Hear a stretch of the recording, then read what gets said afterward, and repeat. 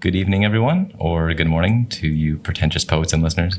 My name is Bradley Rist, and today we are going to look at Moonchange by Thomas Goff. As a student-run podcast, we recognize a variety of levels of understanding and experience when it comes to poetry. However, regardless of how new you are to poetry, I hope to make you feel welcome and excited to learn more on the Parlays podcast. This episode, I'm joined by the renowned Thomas Goff himself. Thanks for coming in, Tom. Thank you. Would you like to introduce yourself or preface any experience or literary accomplishments to the reader? Okay. So, for one thing, I've been working for Folsom Lake College for a long time in the Reading and Writing Center. I'm always interested in the artistic and literary events going on here. We have a number of faculty who are really good at poetry or other kinds of literature, and that's even apart from the people who officially teach creative writing. So this is a very good environment. Also, for a fair number of years, every spring, one of the counselors, Tim McCargue, who retired a while ago, would organize a poetry reading around Earth Day, and we haven't since continued that, but it was a really nice chance to invite poets from among the students, occasionally the faculty, and sometimes poets from outside. So we would have occasionally Taylor and Hatch Graham, for example, and they have been poetical mainstays in El Dorado County for quite a while. So that's fantastic. So they're very close to what would be the El Dorado Center. Okay, yeah, nice. We should have the Earth Day poetry getting going again. Yeah, nice. I feel that too. All right, well, today we're going to look at Moonchange. And let's see here. This one I feel like I enjoyed so much the demigoddess imagery, any kind of supernatural and mythological elements I'm always a fan of. But I guess I would say that I somewhat struggled with the meaning of the poem. Okay, yeah. If there's any meaning to the title, Moonchange, if I were to do it again, I might even put in some sort of a subtitle. Moonchange meaning a change or a reverse from the way the moon is usually viewed in mythology. Oh, okay. So people who have read enough Greek mythology might just know the example of Venus. No, not Venus. Cynthia, the moon goddess. Well, she could be Venus. Who knows? Who takes what persona? But the moon goddess was supposedly in love with a young shepherd named Endymion, and people who know their John Keats will remember that Endymion was his entire book-length telling of the Endymion myth, where the moon goddess reveals herself and then conceals herself, but is constantly flirting with Endymion to the point where he's utterly confused by her appearances and disappearances, to the point of feeling like there's a really celestial being out there who's in love with me, I think, but I don't know. So the worry is making me physically sick. and he goes through various episodes of mooniness and exploration, and Keats has an interesting, if not altogether convincing, way of getting the two of them together at the end.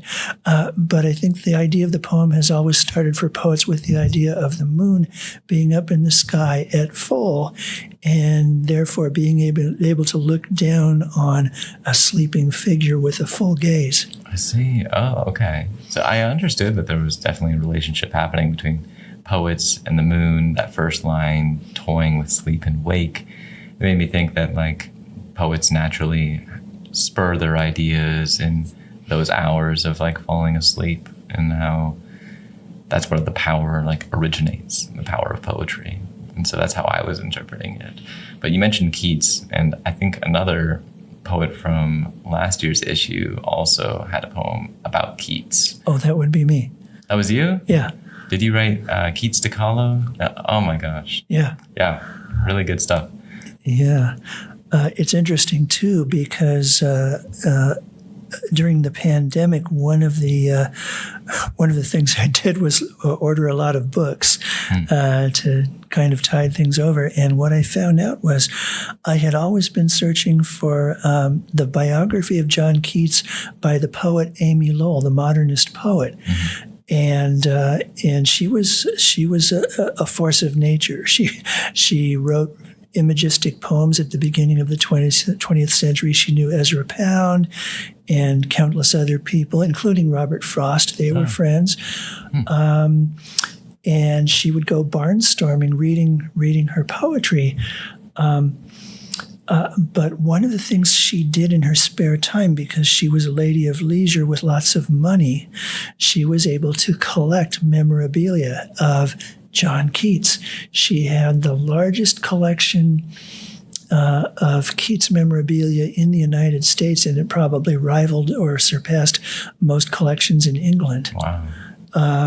And out of that, she wrote a 2-volume biography, and it gets undersold these days. It's not even mentioned among the groundbreaking biographies, but I think it is one. Really? Because it's a poet writing about a poet, not just a scholar investigating literature as a kind of sidelight. This is a poet who grew up on Keats. She had a passion for Keats. And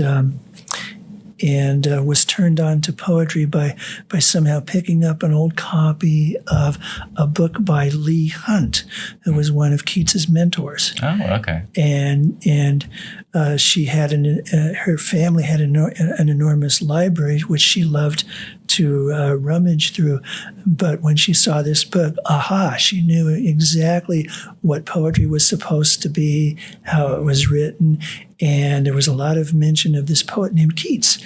So she wrote her 2-volume biography, and it is really it's surprisingly meticulous as to detail. Oh, okay. But it also spends real time investigating what makes a Keats poem work and what can make a Keats poem not work, because he wrote a fair number of duds as well as masterpieces. That's what we all do, I'm sure. Yeah. Was it written, the biography, in like a poetic style, or was it? It was written in the style of a poet who knows how to handle prose. Okay. Yeah, That's super interesting. and always informed by the fact that this is Amy Lowell and she's a poet and she knows all this technical stuff. It's fantastic. Yeah, she's even able to say when a sonnet. So, for example, a Shakespearean sonnet is made up of 4 quatrains, neatly rhymed groups of 4. 3 of them followed by a concluding couplet. Then there's the Italian sonnet, which is 8 lines followed by 6 lines organized a certain way. And occasionally there's a sonnet that isn't quite organized. and so poets, believe it or not, they refer to that form as bastard. I had never heard a sonnet called a sonnet in bastard form until I read Amy Lowell on John Keats. Okay. Your poem here, Moonchange, that's in the Shakespearean form, right? It probably is, yeah. Okay. That one also took me a minute to get, because I'm slow when it comes to poetry and still new. And so once I noticed the end rhyme there, and I was like, oh, okay, and the 14 lines. And I was like, oh, okay, we're dealing with a Shakespearean sonnet. And I was really fond of this one. It is very well written. You have excellent diction, word choice. Of course, the rhythm is always elegant. Well, you've touched on the demigoddess and the shepherdess. So I guess the moon would be me, or the poet's spirit taking the shape of the moon, gazing down on the shepherdess in this case. So it's a reversal of the Endymion story. I see. And can this be applied more generally to poets in general and how they... Yeah, I think poets are very often intrigued by the back and forth between who perceives and who is perceived, who loves and who is loved, who's the actor and the acted upon. I see. And is there a reason you included like demigoddess and shepherdess, the like female aspect of these characterizations? Well, maybe because in the Endymion story, now at least in Keats's version, Endymion is a kind of shepherd, but he's also a shepherd king. He's or at least a prince. He's a leader of his flock of people. I see. Interesting. And I guess the feeling was that whether you were dealing in tragedy or comedy, in the Greek legends, it somehow raised the stakes if the person involved was important. I see. Okay. It just always catches my eye when it's such like nature imagery with a female counterpart. And so that I always like jump to like, oh, it could be some eco-feminist lens that's being applied. I always try to do that since one of my classes likes to apply different theoretical lenses to different works, and that always interests me. Yeah, and I guess, of course, if a moon is involved looking down on a sleeping figure, then there's always the question of voyeurism. Right. Yeah, you do mention in these last few lines the to wrist to nude shoulder, much less ache to see what parts below my waist from view or band. What's the connection there? Which is a neat trick to cover up what might be a full moon. Right. Oh, okay. So we connect back to the moon. Mm-hmm. I see. Mm-hmm. Okay. That's super funny. What about this last line? I wasn't sure what was happening at all. Or dare blindness that of the snow blind in my glow. Okay. Yeah. I think if one's eyes are sensitive to light, and I don't know if I think this is just a human condition, but I think people have always felt walking under the full moon that light had a special intensity, that if you stared at it too long, because it is, after all, reflected sunlight, sure. There's something very almost literally stunning about that intensity of light. I see.